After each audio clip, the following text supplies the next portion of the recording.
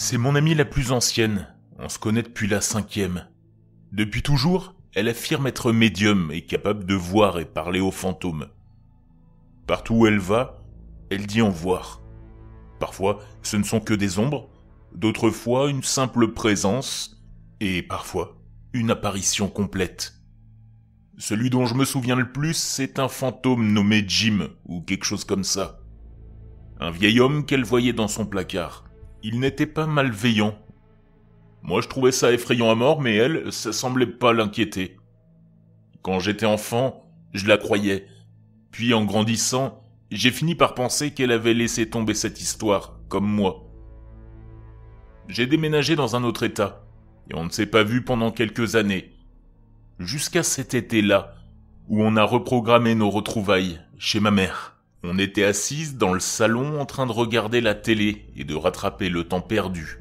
Quand j'ai lancé en plaisantant « Alors, il y a des fantômes dans le coin ?» Elle m'a répondu qu'il y en avait quelques-uns, effectivement, mais celui qui attirait le plus son attention était une vieille dame, juste devant la chambre de ma mère. Ouais, c'est ça, bien sûr, je pensais. Je suis quelqu'un de très rationnel, je crois en la science, en la psychologie et en la logique. Je sais que notre cerveau est puissant et adore nous jouer des tours, en projetant nos propres peurs par exemple.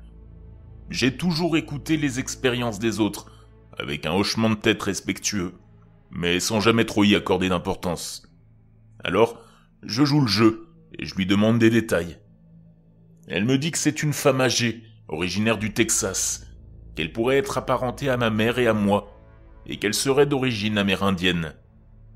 Et là, je réalise que cette description correspond à ma défunte grand-mère.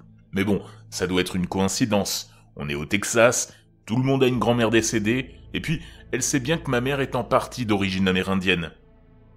Je décide de la tester en posant des questions précises. Et elle répond juste, à chaque fois. Le nom de son mari. Combien de temps j'ai connu ma grand-mère avant qu'elle ne meure. Le cadeau qu'elle m'a offert quand j'étais bébé. Quels sont ses enfants encore vivants et ceux qui sont décédés. Le coup de grâce, je pointe une photo sur le mur où apparaissent ses enfants, et je demande laquelle de ses filles était une fêtarde et se mettait toujours dans les ennuis. Elle a donné la bonne réponse. Là, je suis sérieusement troublé, mais je reste dans le déni. Je la connais depuis longtemps. N'y a-t-il pas une chance qu'elle ait vu un vieil album photo, qu'elle ait entendu une conversation entre ma mère et moi? Peut-être que je lui ai déjà parlé de ça, et que j'ai juste oublié. On se connaît depuis 8 ans après tout.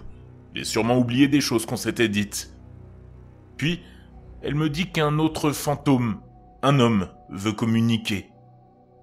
Je commence à lui poser plein de questions, repoussant mon malaise pour profiter du spectacle. Soit elle ment, et elle est sacrément convaincante, et je veux voir jusqu'où elle peut aller, soit elle dit la vérité, et on est vraiment en train de parler à un fantôme. Je lui demande son âge quand il est mort, la date de son décès et ce qu'il faisait de son vivant. Je vais même jusqu'à plaisanter en lui demandant quel était son type de femme et s'il était célibataire. Puis, on arrête de discuter. On est sur nos téléphones, en silence, sans nous regarder. C'est à ce moment-là que je ressens un frisson inexplicable sur le côté droit de mon cou. Je l'ignore, me disant que c'est juste un courant d'air ou un tour de mon cerveau. Ce n'est rien d'important. Mais bizarrement, ça ne ressemble pas à un frisson habituel. C'est comme si quelque chose s'était pressé contre moi, de glacé, à un endroit précis.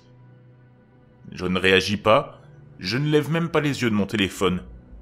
Puis, elle m'interpelle et me dit mot pour mot « Je viens d'avoir une image en tête, il vient de te toucher le cou. » Elle mime le geste. Exactement au même endroit, sous ma mâchoire. Et là, mon cœur est descendu dans mon estomac. Cette fois-ci, la coïncidence était trop énorme. L'endroit, l'action, tout ce qui s'est passé avant, j'étais littéralement glacé d'effroi. Ce n'est peut-être pas une histoire aussi terrifiante que d'autres que j'ai pu lire, mais c'est suffisant pour remettre en question mes croyances. Je reste sceptique. Je pense que la plupart du temps, ce sont juste des illusions de notre imagination. Mais désormais, j'écoute les histoires des autres avec beaucoup plus de sérieux. Beaucoup de médiums et de voyants sont des arnaqueurs, qui font que ça pour l'argent, ou l'attention.